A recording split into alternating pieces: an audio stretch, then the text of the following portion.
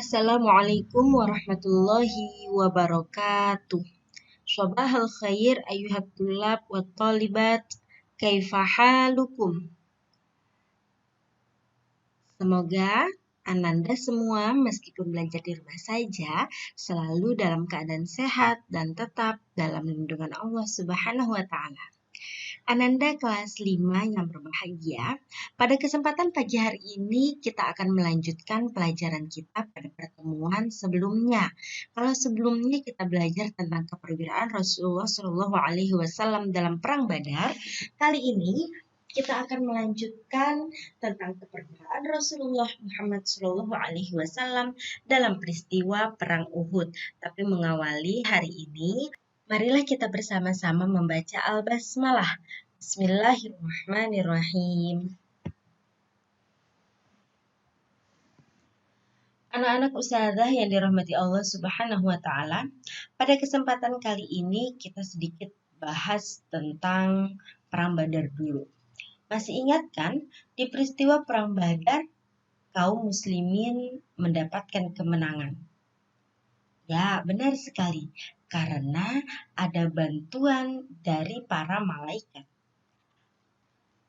Kemenangan pada perang Badar menyebabkan adanya dendam pada kaum Quraisy. Kaum Quraisy saat itu kalah. Akhirnya dia dendam. Karena dendam, maka meledaklah perang Uhud. Mengapa dinamai perang Uhud? Karena perang yang terjadi pada bulan Sya'ban tahun ketiga Hijriah ini terjadi di Bukit Uhud. Oleh karena itu, dinamakan perang Uhud. Bagaimana sih keadaan kaum muslimin dan kaum kafir Quraisy pada saat perang Uhud? Kaum muslimin saat itu ada 1.000 orang tentara, sedangkan kaum Quraisy tentaranya 3.000. 1.000 orang kaum muslimin dipimpin langsung oleh Rasulullah Muhammad SAW atau Muhammad bin Abdullah. Sedangkan kaum kafir Quraisy yang berjumlah 3.000 orang itu dipimpin langsung oleh Abu Sofyan, pemuka kaum Quraisy masa itu. Namun di tengah perjalanan menuju perang, belum terjadi perang, pasukan kaum muslimin berkurang. Kenapa? Karena dalam perjalanan menuju perang, 300 orang kaum muslimin memilih pulang dan tidak jadi berperang, sehingga hanya tersisa 700 orang. Kenapa mereka memilih pulang? Karena terhasut oleh seorang munafik Yahudi. Siapa munafik Yahudi itu? Abdullah bin Ubay. Pada awal pelaksanaan perang Uhud, kaum muslimin sebenarnya menang perang.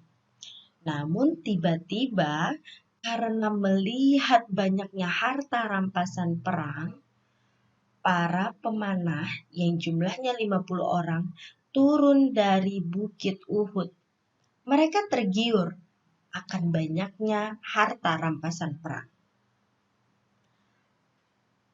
Turunnya 50 pemanah Bukit Uhud menyebabkan pasukan Quraisy dapat merebut posisi pemanah di atas bukit. Jadi, Bukit Uhud yang awalnya diduduki oleh 50 pemanah muslim, kini direbut oleh pasukan Quraisy. Apakah ini berbahaya? Ya, ini sangat berbahaya. Kenapa? Karena akibatnya kaum Quraisy dapat menguasai peperangan. Karena bukit, tempat yang tertinggi di lokasi perang saat itu sudah dikuasai oleh kaum Quraisy. Akibatnya, Rasulullah Shallallahu Alaihi Wasallam mengalami luka-luka. 70 kaum muslimin gugur menjadi syahid, sedangkan kaum Quraisy hanya 23 orang yang mati. Dan yang terakhir, paman Rasulullah yaitu Hamzah bin Abdul Muthalib gugur sebagai syahid di perang Uhud. Kesimpulannya adalah kaum muslimin mengalami kekalahan pada perang Uhud ini.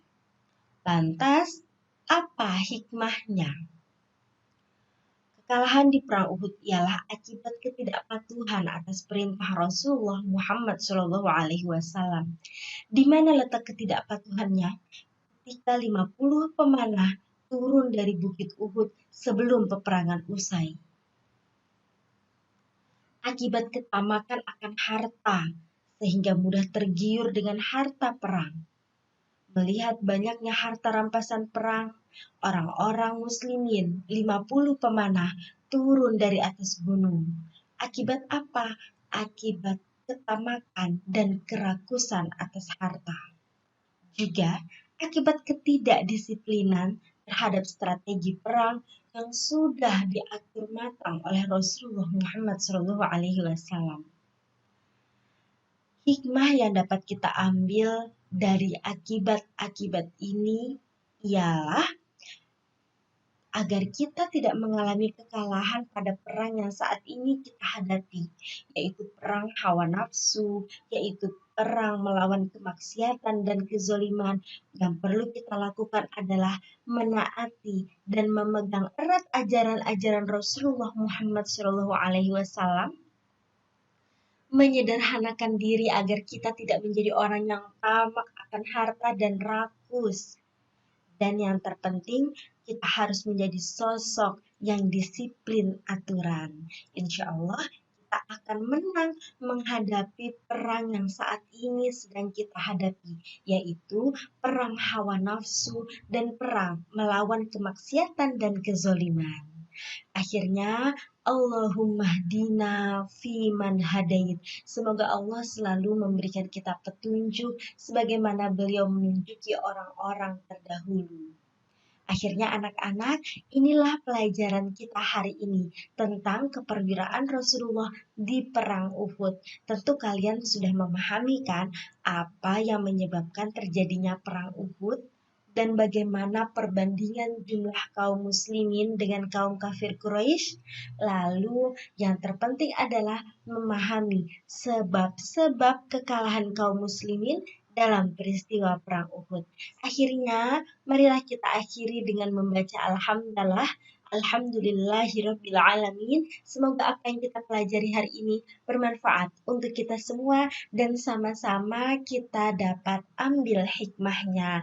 Akhir kata, Ustazah mohon maaf atas segala kekurangan dan terima kasih atas segala perhatian. Sampai ketemu di pertemuan selanjutnya. Wassalamualaikum warahmatullahi wabarakatuh.